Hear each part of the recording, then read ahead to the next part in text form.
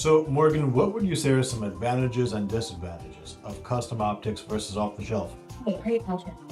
So some disadvantages for off-the-shelf are that they come with very fixed specifications and are really only ideal for testing and proof of concept when the lead time is really important. On the other hand, custom optics do offer very precise specifications and are optimized for performance. A downside of this is that they could entail higher costs at first, but as I just mentioned, the costs can drop a lot for quantities over 20 and for recurring orders. Has this been the case with many of your customers? Oh yes, we have seen our customers achieve significant savings by using our custom optic solutions versus off the shelf.